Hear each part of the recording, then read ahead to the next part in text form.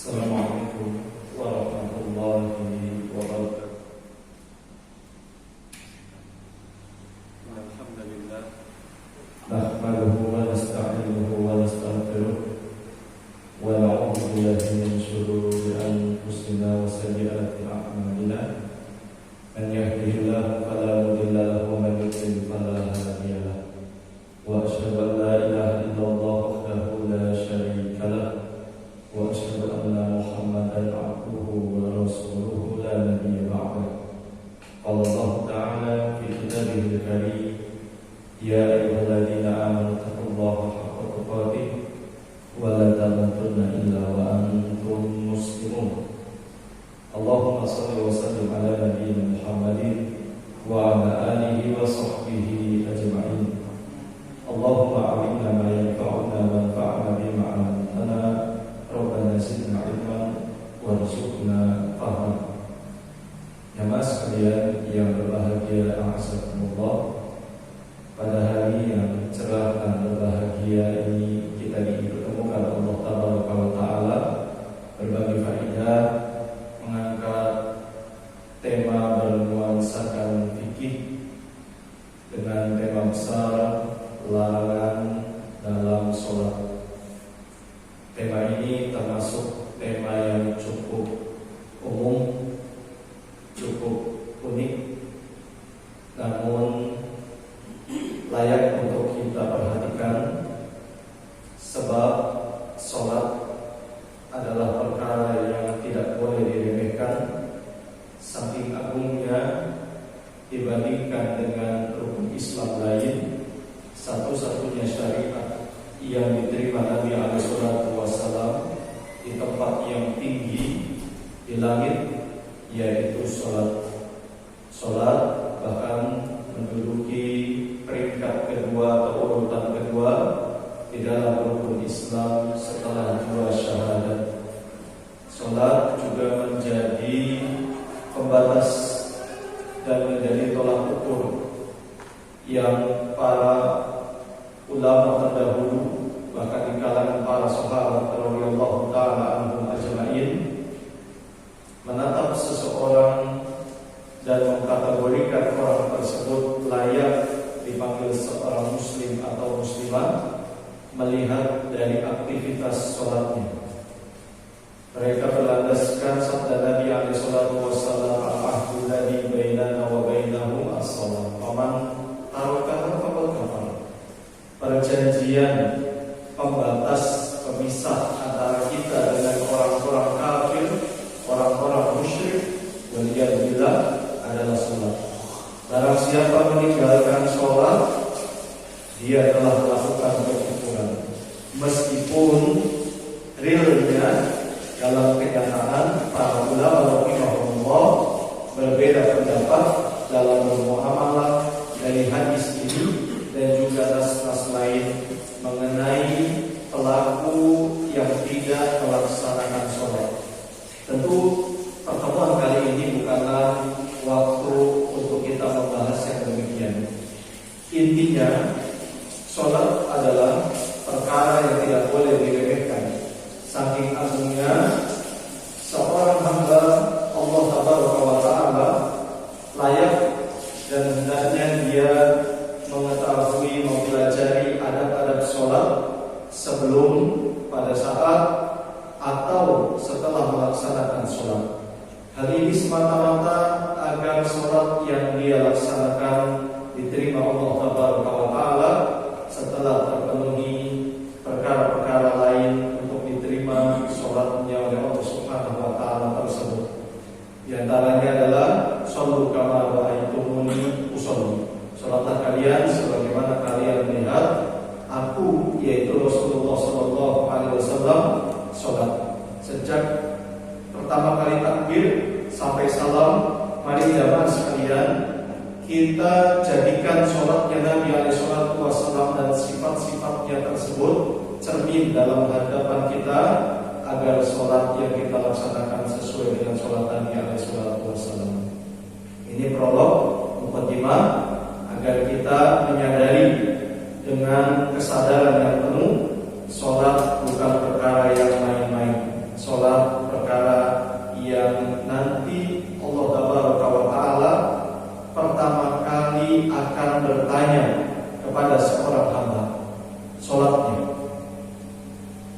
Kemudian judul di antara ruang lingkup sholat yang memang pembahasannya tidaklah ringkas, begitu luas dan padat, kita pilih salah satu tema besar pada pertemuan yang berbahagia kali ini, larangan-larangan dalam sholat. Sangat penting jamaah sekalian kita mempelajari perkara-perkara yang terlarang. Bukan maksud hati melakukan larangan tersebut, justru kita mempelajari agar jangan sampai kita melaksanakan larangan itu.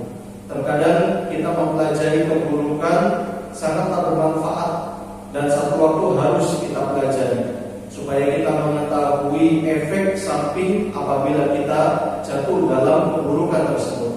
Dalam sebuah ungkapan arafu syarra li syarri walakin ditawaqqihi man lam ya'lam khairan min syarri yaqfihi. Aku mengetahui keburukan bukan untuk terjatuh dalam keburukan, tapi sebagai tamim buat diriku. Barang siapa yang tidak mengetahui kebaikan dan keburukan, dikhawatirkan dia justru jatuh dalam keburukan. Kita mempelajari larangan-larangan dalam sholat supaya tidak kita lakukan larangan tersebut, supaya berhati-hati. Jangan sampai mungkin minimal efek yang akan kita dapatkan adalah berkurangnya pahala. Itu saja harusnya menjadi perhatian terus seorang muslim dan menjadi satu titik yang membuat dia sedih kalau dia sampai pada titik tersebut.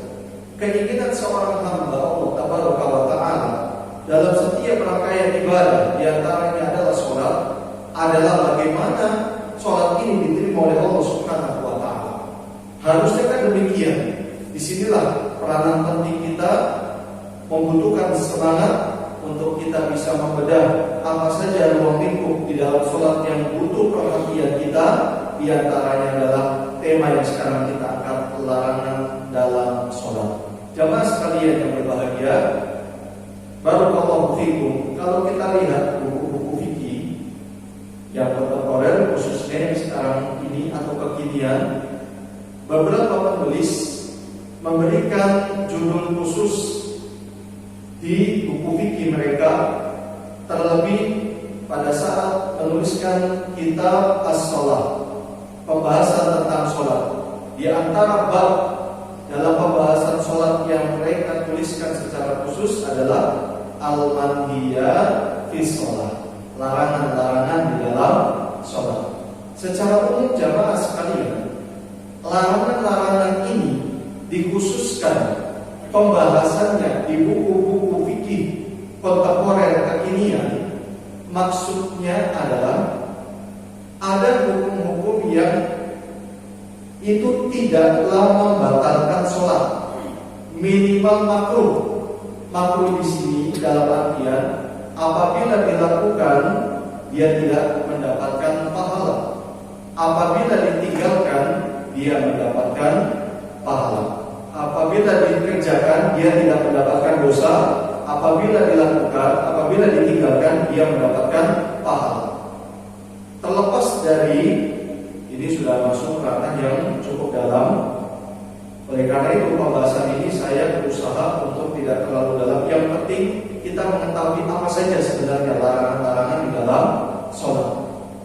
Dan metode yang saya sampaikan jamaah sekalian sangat meminimalisir perbedaan-perbedaan pendapat para ulama, dan saya mengurangi pembahasan larangan ini ke arah mana hukumnya, apakah makruh ataukah haram. Yang penting kita mengetahui bahwa pembahasan yang sedang kita angkat ini terlarang. Sebab kalau misalnya kita hanya memfokuskan pada hukum, bisa saja nanti di pertengahan pembahasan kita sedikit ungkap itu kalau memang dibutuhkan. Namun secara umum kita hanya menyebutkan poin-poinnya saja supaya menjadi perhatian. Kalau seandainya kita mengetahui semuanya secara rinci, dikhawatirkan justru kita tidak mengindahkan larangan tersebut. Hukumnya hanya makruh saja, tidak mengapa, atau tidak berimbas kepada dosa, tetap sholatnya sah. Karena memang penulis-penulis fikih yang kekinian saat mereka membuat judul khusus al-manhiyat fi sholat, larangan-larangan dalam sholat, secara umum praktek-praktek seperti ini sholatnya sah, tetapi berimbas kepada mengurangi pahala, tidak mendapat pahala, atau justru dia mendapatkan dosa. Bisa dipahami jamaah sekalian? Sedikit sekali pembahasan yang kalau ini dilakukan sholatnya batal. Sangat sedikit, karena sudah ada pembahasan di judul tersendiri. Ini kalau kita lihat buku-buku fikih kontemporer atau kekinian. Allahu a'lam bishawab. Baik. Poin yang selanjutnya, apa arti larangan dalam sholat? Tema yang sekarang kita usung.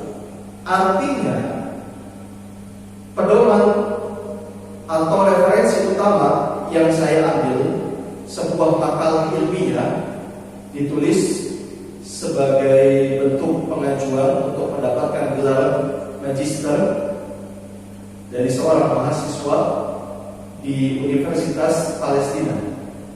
Beliau membuat makalah ilmiah tentang al-manhiyat fi sholat, larangan-larangan di dalam sholat, dan juga dari referensi lain yang sesuai dengan tema kita.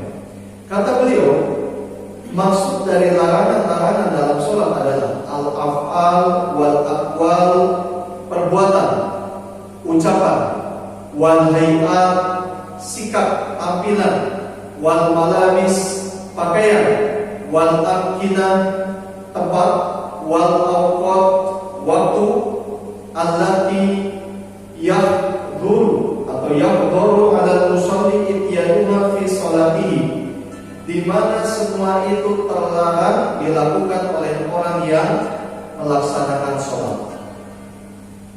Dalam makalah ini jamaah sekalian, beliau mengupas tuntas secara panjang lebar. Ketika saya mendapatkan tema ini dari Pak Ali, saya berpikir dan coba menemukan dari poin yang banyak ini, poin apa yang harus saya sampaikan dengan waktu yang relatif cukup singkat. Semua poin sangat berarti dan begitu pentingnya untuk menjadi perhatian kita, karena ini larangan dalam sholat, dan sholat rutinitas yang kita laksanakan. Oleh karena itu, mungkin saya ambil beberapa poin yang memang perlu kita perhatikan, perlu kita waspadai. Dari makalah ini, menariknya adalah penulis menyampaikan hikmah dari setiap pembahasan yang dikemukakan. Contoh, langsung saja berarti kita masuk ke dalam poin ini. Beberapa larangan di dalam sholat, kata beliau, an-nahyu 'anil iltifat fi shalah. Terlarang kita menoleh di dalam sholat. Tahu menoleh jamaah sekalian? Itu menoleh, melirik, menoleh itu sama. Hal ini terlarang di dalam agama Islam. Berdasarkan hadits Nabi SAW yang diriwayatkan oleh Ibunda Aisyah radhiyallahu taala anha, kata beliau, sa'altu Rasulullah sallallahu alaihi wasallam 'anil iltifat fi shalah. Saya pernah bertanya kepada Nabi alaihi wasallam mengenai orang yang sedang sholat lalu dia melirik, menoleh.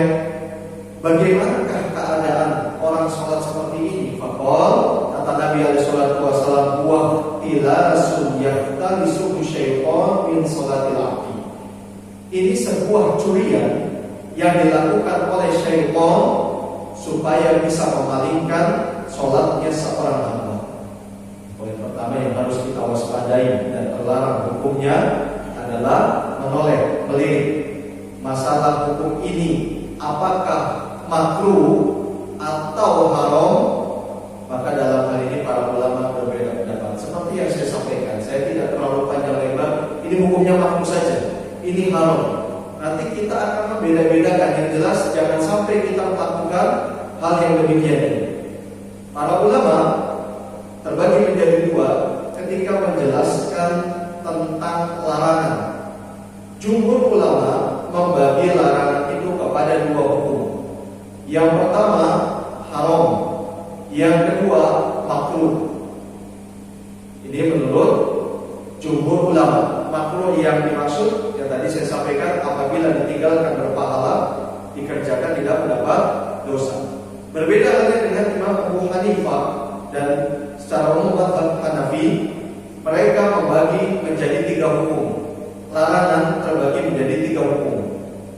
Yang pertama adalah mereka mengatakan larangan itu larangan haram. Kemudian larangan makruh. Makruh pun terbagi menjadi 2, makruh tanzih dan juga makruh haram. Allahu a'lam bishawab. Allahu a'lam bishawab. Hikmahnya kita terlarang menoleh dan melirik di dalam sholat, kata penulis di sini adalah agar kita berhati-hati dari segala faktor yang menyebabkan kekhusyuan sholat kita terganggu. Sebab apabila orang itu sekali saja melirik, syaitan akan mencuri-curi kesempatan. Inilah yang maksud dari hadis Nabi alaihi wasallam. Waqtilasu yaftalibu asy-syaitan min sholatil abdi. Ini curian, celah yang digunakan dan dimanfaatkan syaitan untuk memalingkan kekhusyuan seorang hamba Allah Subhanahu wa taala pada saat dia beribadah kepada Allah Subhanahu wa taala. Zahirnya orang ini sholat, rukun, syarat, sunnah, wajib mungkin terpenuhi, tapi ada satu yang dia tidak upayakan sehingga pahalanya penuh dia dapatkan, yaitu khusyuk. Di sini banyak. Kadang-kadang kita ingat di mana kita meletakkan dompet pada saat kita sholat. Sering mengalami ini gak jamaah sekalian. Seperti ada semacam anekdot. Anekdot itu apa? Kelakar atau guyonan. Kalau kamu lupa sholat saja, nanti ingat di mana barang yang kamu lupa meletakkannya. Seperti itu. Memang demikian syaitan kerjaannya, bukan tugasnya. Kalau tugas itu bahasa bagus. Kerjaannya seperti itu. Yang berikutnya, an-nahyu 'anil nadhari ila sama. Dilarang kita menatap langit atau menatap ke atas. Selayaknya kita menatap mana? Tempat sujud. Di sini Nabi alaihi wasallam sampai melarang layan tahiyana aqwamun yarfa'una absarahum ila sama fi shalah aw la tarji ilaihim. Hendaknya manusia yang sering matanya itu menatap ke atas berhenti dari perbuatannya ketika sholat. Dikhawatirkan penglihatannya tidak akan dikembalikan oleh Allah Subhanahu wa taala. Ancaman. Sebagian ulama mengategorikan hal-hal seperti ini, ketika ada satu ancaman berarti masuk kategori larangan ini makruh atau haram. Haram. Ada sebagian berpendapat demikian. Dalam masalah selain akidah, jika itu sebuah larangan dan larangan itu memiliki efek samping, misalnya akan terjadi bencana petaka pada diri, pada keluarga, masyarakat, atau nanti ada efek hukum jera di dunia dan ancaman siksa di dalam neraka maupun di kubur, ini berarti perbuatan terlarang menghantarkan kepada hukum haram. Allahu a'lam bishawab. Itu salah satunya.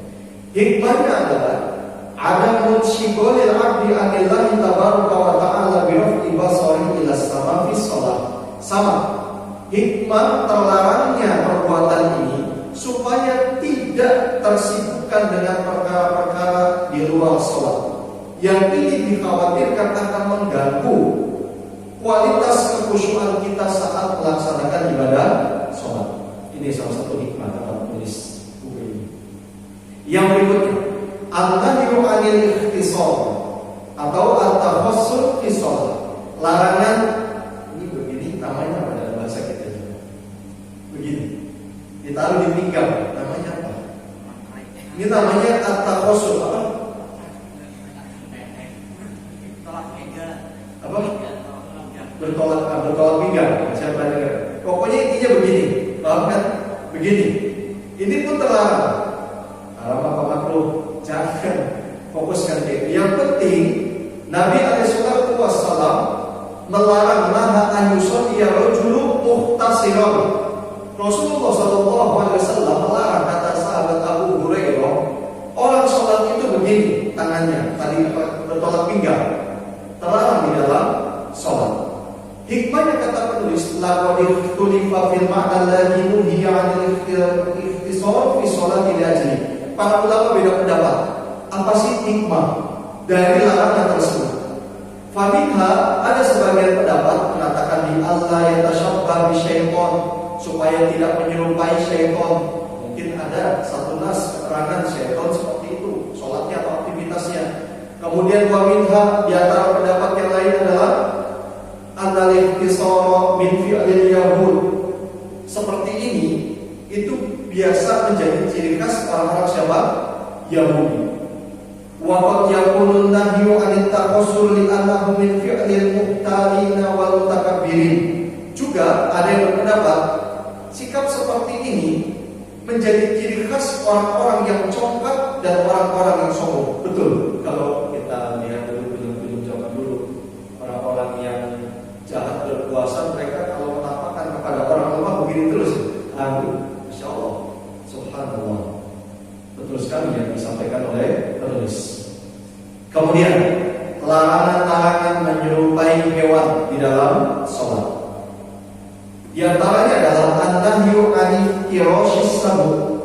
Kita terlarang di dalam sholat menyerupai posisi duduknya binatang-binatang buas. Salah satunya adalah ketika kita sujud, terlarang bagi kita untuk menghamparkan, ini namanya hasta, ya, hasta kita seperti ini. Nabi alaihissalatu wassalam bersabda, "Iqtadiru fi sujud wa la yabsut ahadukum dhira'aihi intisabal qalbi." Sujudlah kalian dengan baik dan lurus. Janganlah kalian menghamparkan, membentangkan dhira'aihi. Dhira' itu ini dari ujung lunjuk sampai siku, membentang seperti ini. Ini cara anjing ketika posisinya sedang duduk apa tidur. Pokoknya anjing kan begitu ya, dilarang oleh Nabi SAW. Hikmahnya, kata penulis di sini, sungguh cantik dan elok ajaran agama Islam. Bagaimana kaum muslimin diajarkan supaya jangan menyerupai hewan pada saat dia dalam keadaan beribadah dengan ibadah yang paling agung, yaitu sholat. Menyerupai hewan yang termasuk paling jijik atau paling harus dihindari di dalam agama Islam, yaitu al-kalb, anjing. Ini hikmah yang disampaikan oleh penulis. Begitu juga kita dilarang untuk duduk al-iqa. Pernah dengar kata-kata al-iqa? Al-iqa memiliki beberapa bentuk duduk. Salah satunya adalah tata cara duduk iqa yang sekarang kita ketahui. Pernah praktek jamaah sekalian? Tahu kan tata cara duduk iqa? Mendirikan kedua kaki, kemudian kita duduk di tumit kaki. Pernah lihat dan pernah praktekkan? Dalam mazhab Syafi'i, termasuk Imam Syafi'i rahimahullah taala, membolehkan iqa jenis ini. Adapun selain beliau tidak membolehkan. Allah a'lam bishawab. Mungkin saya pribadi lebih cenderung kepada Imam Syafi'i rahimahullah taala. Ini salah satu jenis iqa yang dibolehkan. Adapun iqa yang lain tidak dibolehkan. Salah satu iqa yang terlarang adalah iqa seperti, mohon maaf, hewan anjing. Duduk di atas pantatnya, kemudian anjing itu depannya tangan apa kaki? Tangannya. Tangannya didiriin, kemudian kakinya dilipat di perut. Seperti halnya kita duduk, ini bentuk iqa yang tiga. Kita duduk biasa, kemudian kita tegakkan kaki paha kanan kita dempetkan di lambung kanan atau perut kanan, lalu paha kiri pun ditempelkan, hampir mirip posisi saat kita seperti itu. Itu iq'a jenis yang ketiga. Ini terlarang di dalam sholat. Allahu a'lam bishawab. Adapun iq'a yang tadi pertama berarti ya dikuatkan oleh Imam Asy-Syafi'i rahimahullahu taala, itu dibolehkan. Allahu a'lam bishawab. Kemudian larangan yang berikutnya adalah larangan kita seperti cara unta mau duduk. Buruk namanya. Buruk. Itu maksudnya duduk. Burukul ibil. Berdasarkan sabda Nabi alaihi salatu wassalam, janganlah kalian sujud seperti sujudnya atau seperti menderungnya unta mau duduk. Meskipun para ulama mengenai hadis ini pembahasannya begitu luas dan begitu panjang, ada yang mengatakan ini redaksinya terbalik. Harusnya hadis ini memerintahkan tangan dulu baru lutut. Ada sebagian tidak, sebagaimana redaksi hadis yang memang pada asalnya hendaknya meletakkan lutut dulu baru tangan dan lain sebagainya. Allahu a'lam bishawab. Salah satu larangan di dalam agama Islam yaitu turun menggunakan tangan terlebih dahulu, menggunakan apa namanya? Ini apa namanya? Ini lutut terlebih dahulu. Seperti itu. Karena unta meletakkan lututnya terlebih dahulu, baru setelah itu tangannya. Allahu a'lam bishawab. Sampai masalah lutut dan tangan unta itu terjadi perselisihan. Sampai diteliti di antaranya Syekh Al-Albani rahimahullah taala, sampai sedemikian rupa dalam kitab Sifat Salat Nabi sallallahu alaihi wasallam. Allahu a'lam bishawab. Hikmahnya adalah li'alla yatashabbah al-insanul al-mukarram bil hayawanat, supaya manusia yang dimuliakan oleh Allah Subhanahu wa taala ini tidak serupa dengan hewan. Luar biasa indah dan cantiknya agama Islam. Sekarang kita masuk ke larangan berikutnya, larangan yang berkaitan dengan pakaian. Yang pertama adalah terlarang bagi kita menggunakan pakaian yang bernajis. Menggunakan pakaian yang bernajis. Sedikit kalau ini perlu saya sampaikan.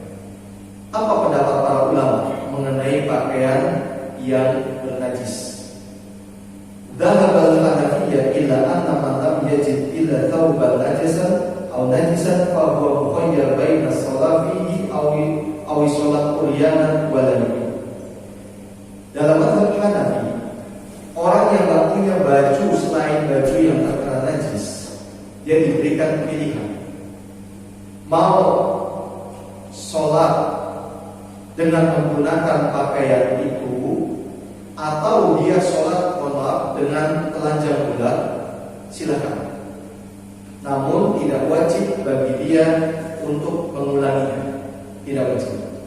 Adapun menurut pendapat Maliki, dia sholat menggunakan pakaian najis itu, akan tetapi dia wajib mengulangi sholatnya segera saat dia mendapatkan pakaian yang lebih layak. Kalau Imam Abu Hanifah kan tadi gak usah, dia diberikan pilihan mau pakai baju yang terkena najis boleh, atau kalau dia mau tanpa memakai baju pun boleh tanpa mengulangi sholat. Adapun menurut mazhab Syafi'i, pilihannya dia lepaskan baju itu, sholat tanpa pakaian, dan tidak wajib untuk mengulang. Tidak wajib lagi untuk mengulang. Sedangkan mazhab Hambali wajib mengulang. Wajib mengulang. Pakai baju dia tanpa pakai baju, tapi dia wajib untuk mengulang.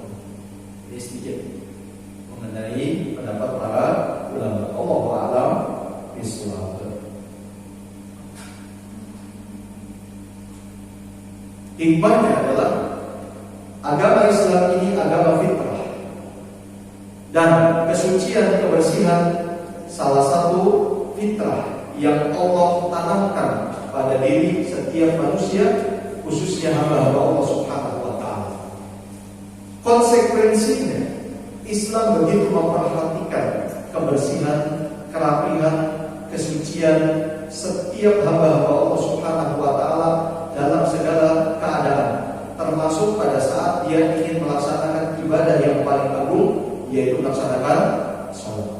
Ini hikmah. Kita tulis. Larangan berikutnya,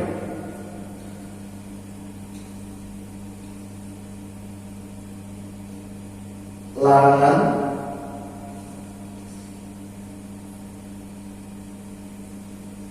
memakai pakaian yang tidak menutupi aurat. Gambarannya begini, kata penulis. Ada orang sholat, dia memakai pakaian, tetapi pakaian yang dia kenakan tidak menutup auratnya. Apakah secara keseluruhan atau sebagian saja? Dalam hal ini, para ulama sepakat sholat tetap tidak gugur dari orang ini, meskipun mungkin dia orang yang paling fakir di dunia ini, tetap wajib. Akan tetapi pelaksanaan dan tata caranya berbeda-beda.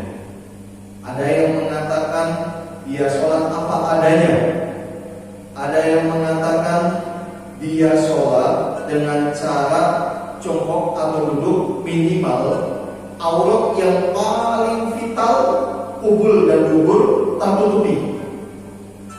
Cara dia rukuk, cara dia sujud cukup dengan mengisyaratkan gerakan kepala. Kalau rukuk dia menunduk, sujud agak lebih menunduk, persis seperti kita sholat saat dulu. Bisa dipahami? Itu kaifiah bagi orang yang melaksanakan sholat tidak menutupi auratnya, apalagi kalau auratnya betul-betul terbuka. Yang berikutnya,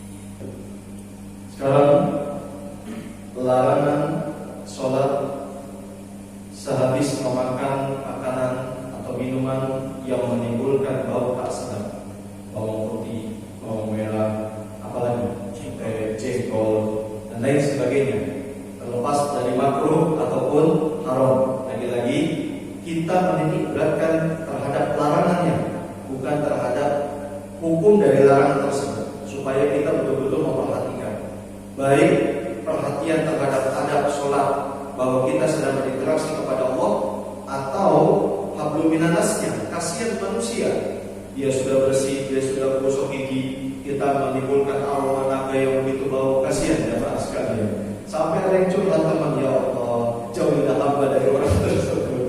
Sampai dia buat status, masya Allah. Nabi alaihissalatu wassalam pernah bersabda, man akala tauman awal sholat faliya'tazilna.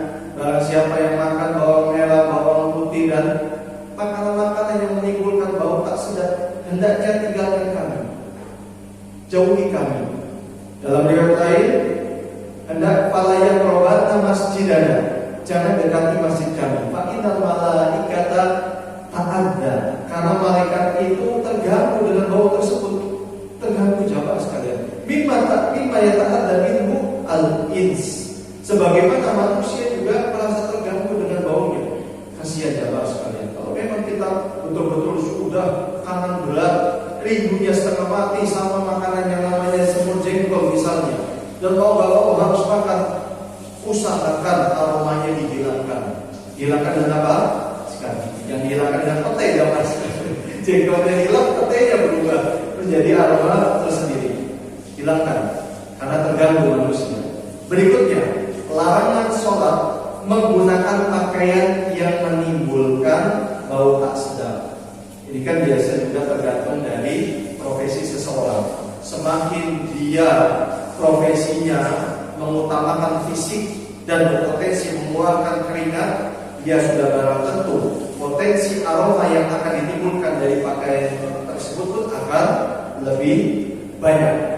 Oleh karena itu tidak ada salahnya kita punya stok baju untuk persiapan sholat seandainya memang memungkinkan. Kecuali bagi sebagian orang tipikal badannya ini jarang mengeluarkan keringat dan aromanya itu tidak terlalu bau menyengat seperti aroma Nabi sallallahu alaihi wasallam. Beliau dianugerahkan oleh Allah Subhanahu wa taala tubuh yang wangi meskipun tidak mandi. Kalau kita tidak mandi, siap-siap aja tidur di luar saja. Kemudian larangan yang berikutnya adalah larangan kita sholat langsung di hadapan kita tersajikan makanan, dengan syarat makanan tersebut memang menggugah selera kita yang dikhawatirkan kalau kita sholat di depan makanan itu akan mengganggu kekhusyuan kita. Namun perlu catatan jamaah sekalian, jangan dijadikan ini satu kebiasaan. Kalau berikutnya sama, berikutnya lagi pun persis sama, yang salah adalah kita. Siasati itu semua. Kita berbicara tentang momen-momen tertentu, tiba-tiba ada makanan di hadapan kita, mungkin karena kita sedang sholat sunnah gitu ya. Lalu ke selera makan kita memuncak, maka dalam hal ini kita habiskan dulu makan, baru kita laksanakan sholat. Atau kita mau ke masjid, tiba-tiba makan sudah disajikan dan kita betul-betul begitu laparnya. Dikhawatirkan dengan logika kuat dan dugaan kuat kita, kalau seandainya kita sholat akan mengganggu kekhusyuan, kita selesaikan dulu makan. Namun ini kasus-kasus tertentu, jangan dijadikan pembiasaan, apalagi kebiasaan. Tidak dibenarkan.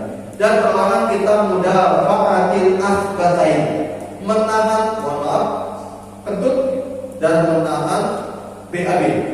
Maksudnya sebelum sholat, kalau misalnya kita di dalam sholat mampu menahan itu, kita tahan.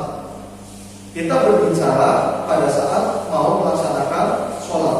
Jika dalam dugaan kuat kita ini sudah di ujungnya, sudah antri, langsung tunaikan saja, jangan dipaksa, daripada nanti akan mengganggu kekhusyuan kita dalam melaksanakan sholat. Yang berikutnya adalah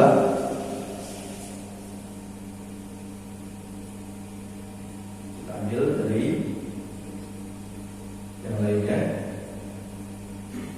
karena ini sumbernya berbeda. Duduk sebelum tahiyatul masjid.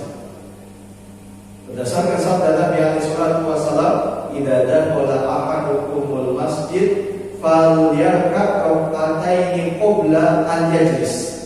Apabila kalian masuk masjid, hendaknya sholat 2 rakaat dulu sebelum dia duduk.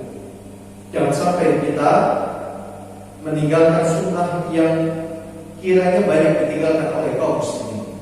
Kita laksanakan sholat tahiyatul masjid. Lalu larangan berikutnya adalah keluar masjid setelah adzan dikumandangkan. Nabi alaihissalam memerintahkan melalui lisan Abu Hurairah, karena saat itu Abu Hurairah sedang berkumpul bersama tabi'in. Abu Hurairah mengatakan, amarna Rasulullah sallallahu alaihi wasallam idza kuntum fil masjid fanudiya bis shalah fala yakhruj ahadukum hatta yusalliya. Jika kalian di dalam masjid lalu dikumandangkan adzan, jangan kalian keluar sampai kalian selesai melaksanakan sholat pada asalnya. Namun apabila ada faktor-faktor yang memang kuat mengharuskan kita keluar masjid, misalnya tadi gangguan pencernaan, mau nggak mau kita harus ke kamar mandi, apalagi jarak kamar mandinya 10 meter misalnya dari masjid, mungkin karena masjid sedang dalam pembangunan dan renovasi, maka dalam hal ini tidak mengapa. Atau mengharuskan kita harus pindah dari masjid tersebut lantaran mungkin masjid di situ ada makamnya. Demikian. Jadi larangan ini bisa terpalingkan dari asalnya dengan catatan-catatan tadi, adanya keperluan yang mendesak. Yang berikutnya tasbih. Tahu tasbih gak jamaah sekalian? Tasbih apa bahasanya? Pokoknya begini tasbih itu. Ini begini. Menempelkan jari jemari kanan dan kiri saling menyilang. Ini namanya tasbih. Nabi SAW pernah melarang dan disampaikan oleh sahabat Abu Hurairah.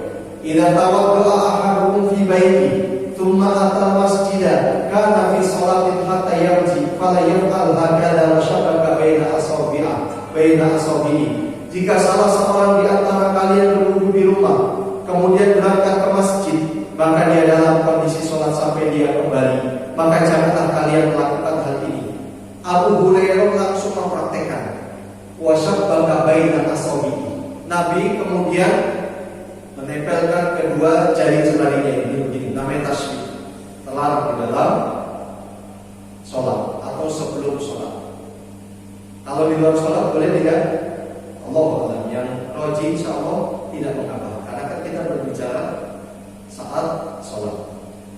Kemudian yang berikutnya adalah terburu-buru mendatangi sholat. Nabi SAW pernah bersabda, idza sami'tumul iqamata, jika kalian mendengar iqamah, famshu ila sholat, janganlah kalian menuju sholat. Maka berjalanlah kalian menuju sholat. Wa alaikum bisakinah, namun bersikap tenang. Wal waqar wala tusri'u, dan khusyuklah, serta jangan terburu-buru. Fama adraktum fasallu, apa yang kalian dapati fasallu, laksanakan sholat bersama imam. Wa ma fatakum fa'atimu, apa yang terluput dari kalian sempurnakan sholat tersebut. Kemudian sebagai penyempurna kajian dan pembahasan ini, Islam menunjukkan betapa perhatiannya kepada hamba Allah yang namanya wanita. Bukan hanya pria saja. Kita angkat tentang wanita. Apa larangan terhadap wanita yang berkaitan dengan sholat? Tidak diperkenankan menggunakan parfum atau wangi-wangian. Dari Zainab At-Taqofiyyah radhiyallahu anha, Rasulullah SAW bersabda kepada kami, idza syahidat ihdakunnal masjidah fala tamassat tiban.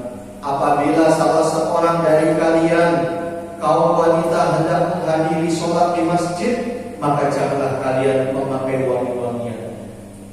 Menggunakan alat penghilang aroma tak sedap silakan, namun hindari yang menimbulkan aroma mewangi.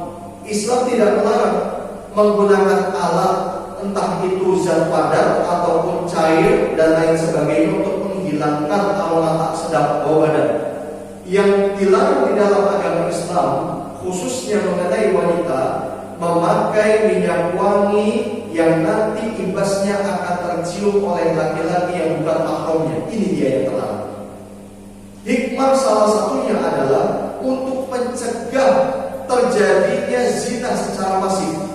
Dan kita tahu jamaah sekalian, zina itu kan banyak kategorinya. Mata zinanya dengan melihat, telinga dengan mendengar, dan lain sebagainya. Dan puncak dari zina itu hubungan yang terlarang, yang itu dihalalkan ketika sudah melalui akad pernikahan. Ini zina yang paling puncak. Waliyadzubillah, waliyadzubillah. Inilah dia jamaah sekalian, beberapa larangan di dalam sholat. Saya sarankan ada satu buku terjemahan, bukan terjemahan Pak, sepertinya ini memang tulisan tangan. Saya tidak sebutkan penerbit, takutnya nanti karena ini klaim apa rekaman. Ada satu judul tuh, judulnya larangan-larangan dalam sholat. Penulisnya namanya Abu Thalib Hudzaifah, atau saya lupa. Pustaka Zamzam. Baguskan. Saya pun pesan. Makanya saya minta kontak sama Pak Ali. Nah, itu saya pesan. Di situ penulis kurang lebih kalau tidak salah 30 poin. 30 jamaah. Tadi berapa poin? Berapa poin Pak yang berhasil dicatat? Ada 50? Nggak ada. Berapa? 16. Di buku ini penulis mencantumkan 30. Tadinya saya ingin menyampaikan itu semua, namun waktu yang tidak memungkinkan. Ini saja tidak semua saya sampaikan. Akan tetapi mudah-mudahan poin-poin yang tadi dicatat menjadi 16 bisa mewakili semua agar kita perhatian